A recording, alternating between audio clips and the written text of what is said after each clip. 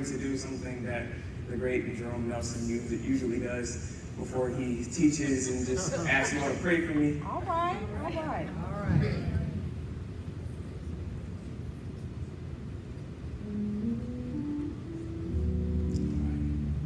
It's not that long. Okay. So, one thing I always find so funny is that I am in college now and I'm, stressed out of my mind. And because I'm stressed, I didn't bring anything to write my sermon in. So I wrote it in my physics book.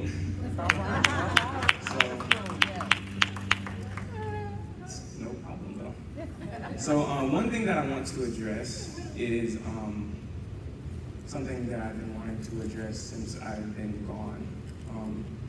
And that is the loss of a very important person to me, Brother Wayman Crawford. He was my number one fan. He believed in everything that I did, and hearing encouragement from him every Sunday was something that I really took for granted. So we have a moment of silence for him.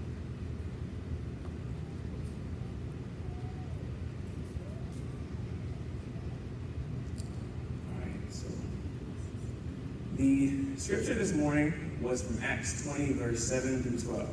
And I don't know if you all remember, but I'm going to break it down for you, right? So Saul, he was teaching. It was very late at night. He was teaching the word.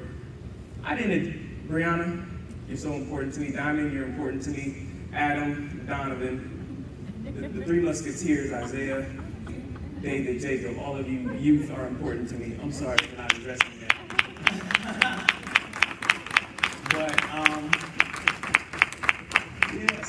So what Paul was doing, he was teaching. I forgot where, but he was teaching. And there was a young man who was listening to him. And you know how sometimes you're listening to a teacher and it's just like, wow, I cannot stay awake. I can't do it. So, that happens to me all the time. I'm in college, morning class is just like, all right, you gotta make it so that you stay awake and don't fall asleep this time. And I do a good job at that. But Eutychus didn't. And he died because of that.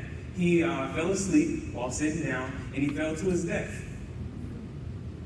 So Paul had to come down and, he brought him back to life. So wonderful. So,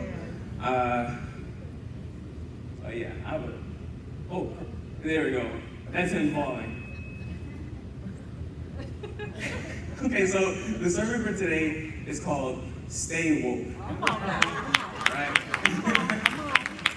So this term has been used, widespread. A lot of people use it. So in Eutychus' case, staying woke means staying alive so that you don't fall to your death. But here, I'm talking about staying woke to the issues that are in your life.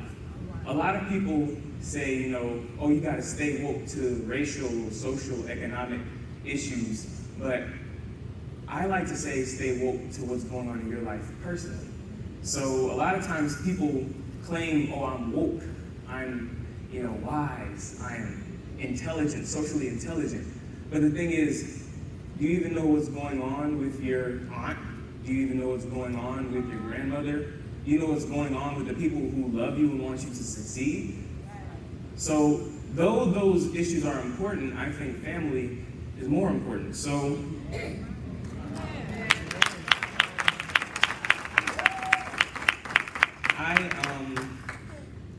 a lot of you all may know me, but some of you may not. My name is Lance Nathaniel Davis. I am almost 20 years old in 10 days. Ain't that crazy? I am a sophomore computer engineering student at North Carolina Agricultural and Technical State University. So, North Carolina A&T is a historically black college. It's in Greensboro, North Carolina. Just a fun fact, 3 astronauts graduated from there. I don't want to be an astronaut. I am afraid of space. All right. So, There we go. So computer engineering, right? Everybody thinks, oh, you want to work at Google, Microsoft, Apple, you want to work at one of those big companies. And that's what I wanted to do. That's what I got into computer engineering for. I wanted to, use the talents that I had from robotics. Shout out to Ms. Flack. So the thing is, after realizing that my field was full of geeks, and that quite frankly, it is full of geeks, my social skills were I felt as though they could be put to greater use. I have very good social skills for a computer engineering student, and about all of them I met, it's just not on my wavelengths. And then also, those geeks are very, very, very smart. They're super smart. And, I can compete, but why? So, something that I decided that I would do after graduation is not go to one of these companies, but go someplace like these, right? So, a lot of you all may be wondering, wait a second, hey. Slow down. You getting a bachelor's in computer engineering, but you want to go to law school? So you take 2 English classes. What are you doing? So a lot of things that people don't realize that I didn't realize before a presentation that the Associate Dean of Engineering gave is that you can do a lot with any degree. You can do a lot with a high school diploma. It just depends on how you use it. Right? So as I said before, my social skills were a lot different than the engineer. So I said, why don't I go into patent law, right? So patent law is something, let's say an inventor has an idea and they want to make money off this idea, right? So who stops Apple or Google from saying, that is a good idea? It'd be so terrible if somebody took it, right? So that's why you get a patent. It's a legal document that basically makes it so that your idea is yours. It's yours by law. And whoever uses it, you can sue them. If Google uses your idea, you can sue them for $12 million. Right? So that's why patent law is important, and it takes a lot of social skills, which is why I wanted to do it. Right? So I want to go to one of those schools that I mentioned before, so that I can do a dual degree program, right? I want to get upper education in engineering, and I also want a law degree. The reason why I want upper education in engineering, like a PhD, I'll explain later on.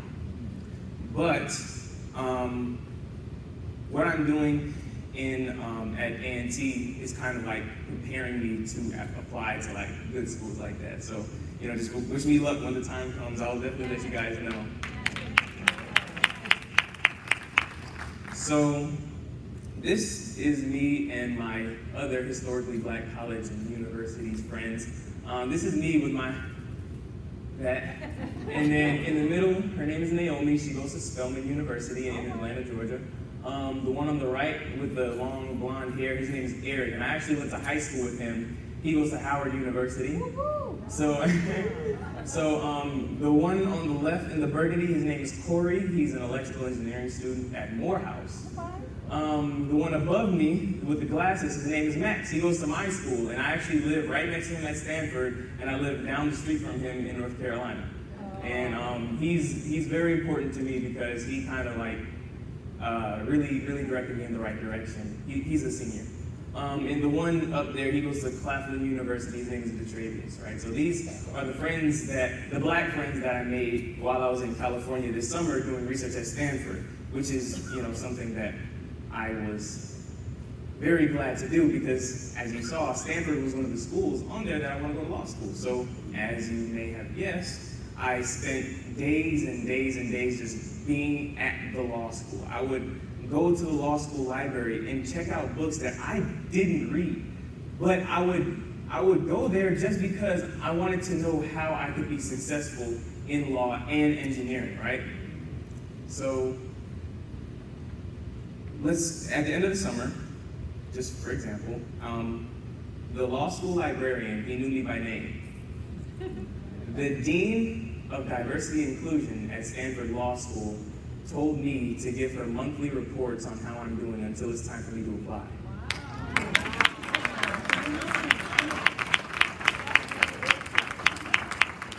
And, you know, I just really took my time in California to the max. I met everyone that I could possibly meet. I highly recommend going there if you want a career in technology. But one thing that happened is something extremely important. I need some water. Okay, all right.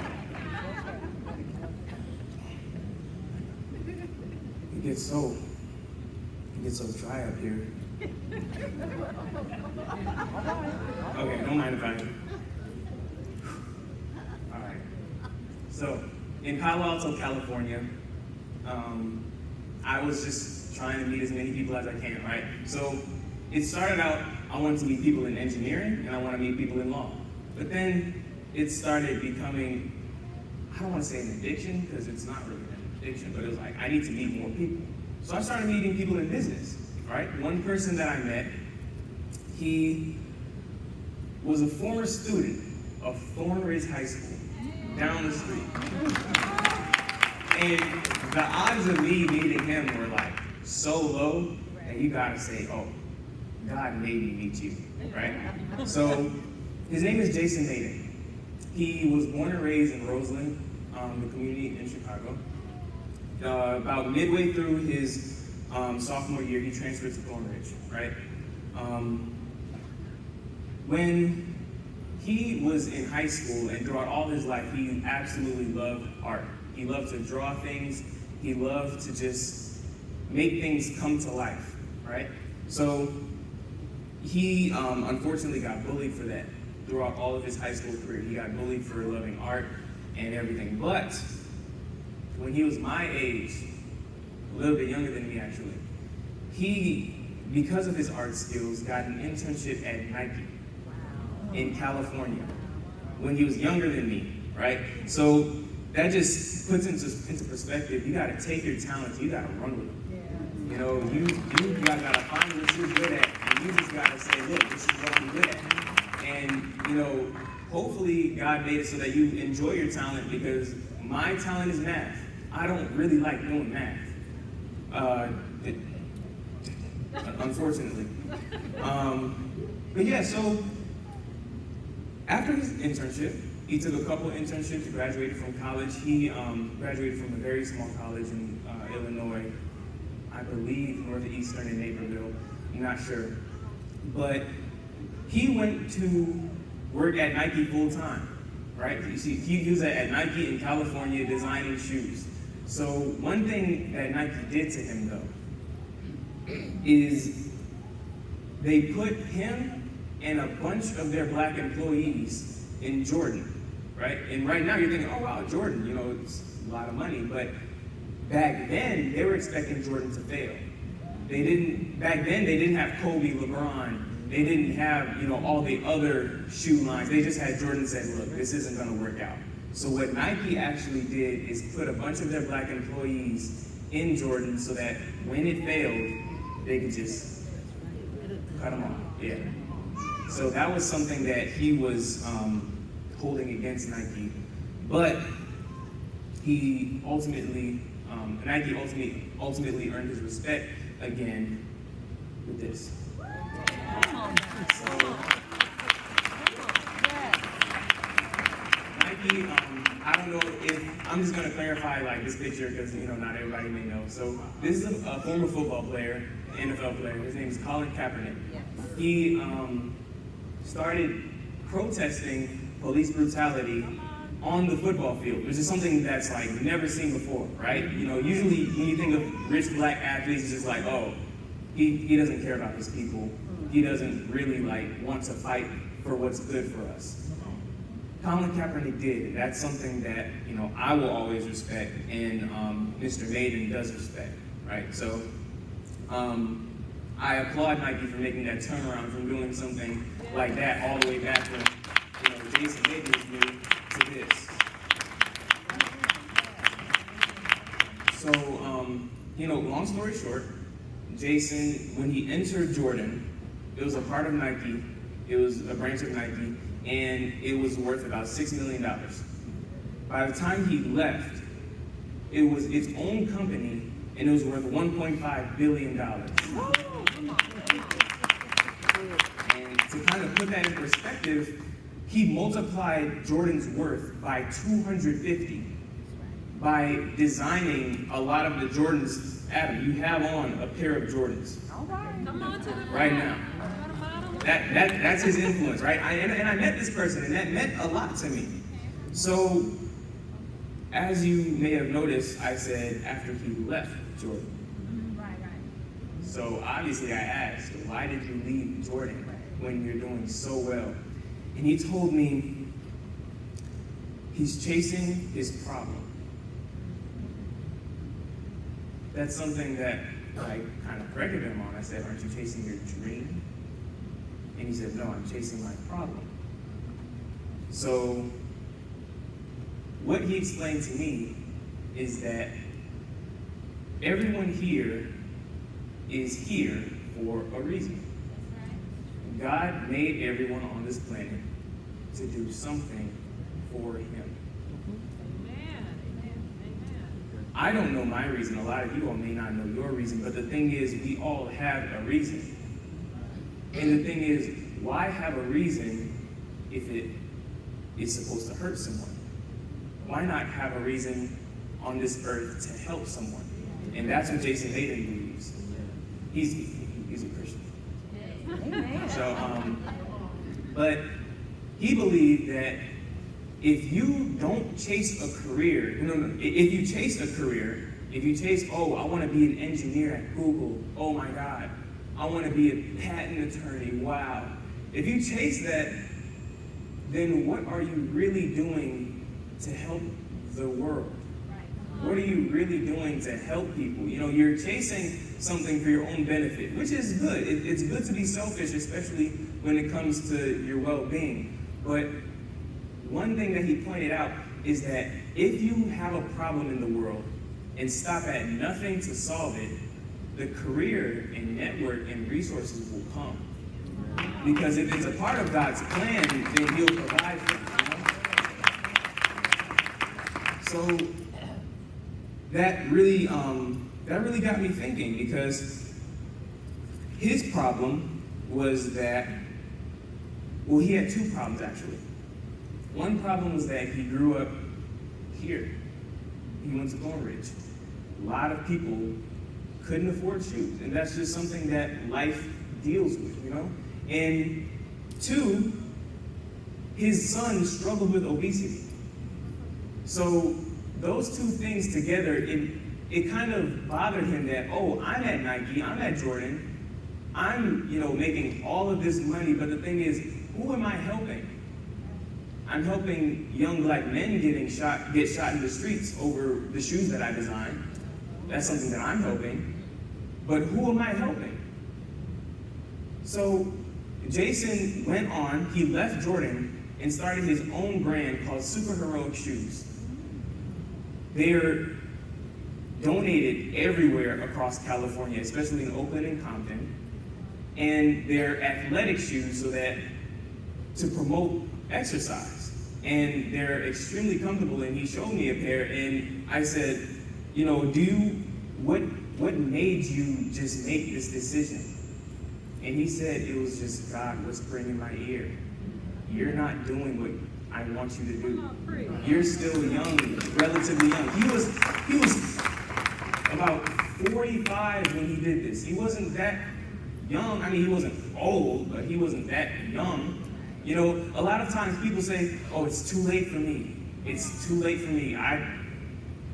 This message is for the young ones. This is for everyone in here. This message is for everyone in here. Everyone has a reason. You can't give up chasing your problem, right? So, I started thinking about my problem, right? And this is what I was supposed to do a long time ago. I started thinking about my problem.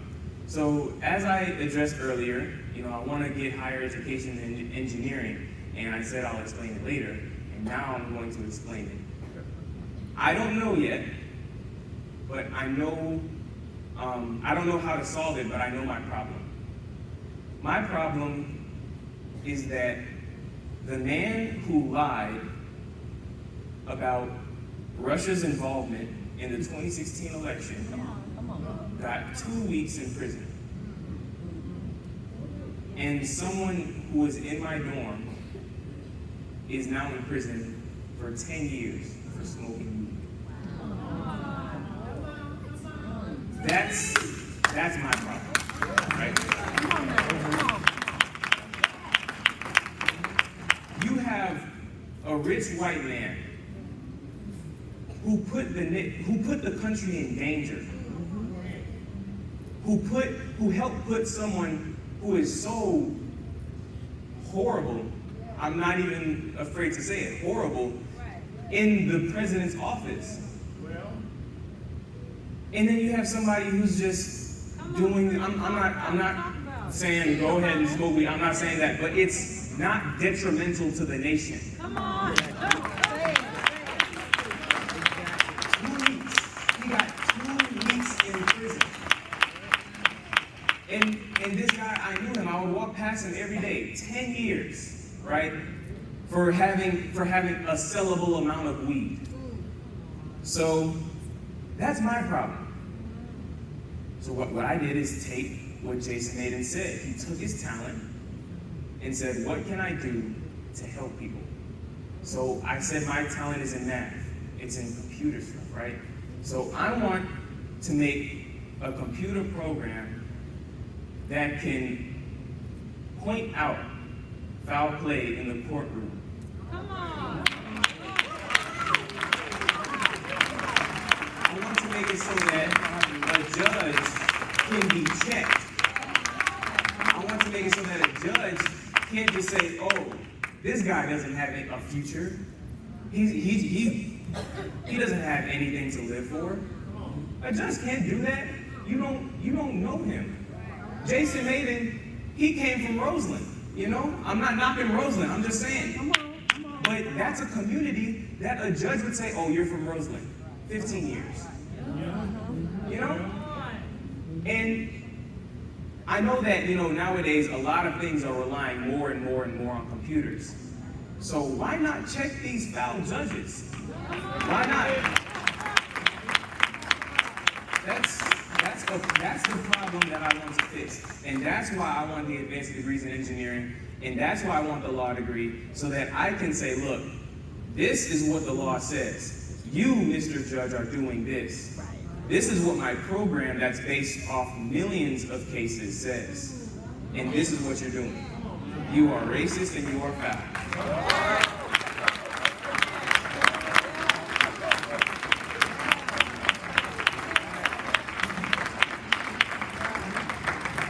So what a lot of you all may be thinking is, Nate, kudos to you, but what does this have to do with the Bible? What does this have to do with Acts 20, right?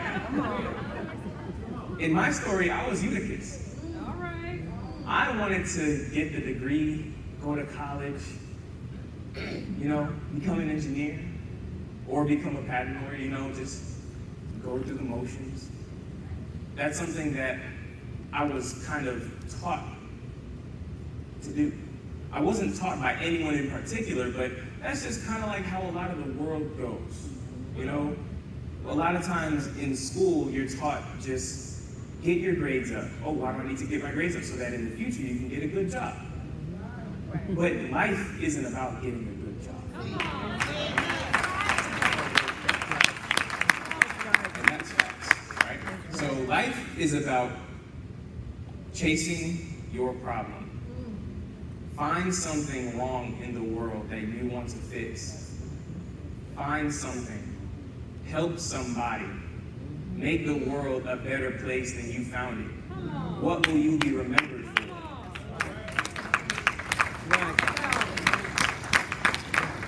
So, Mr. Maiden, my parents, a lot of the people that helped me, Miss Lenise, they were kind of like Paul in my story.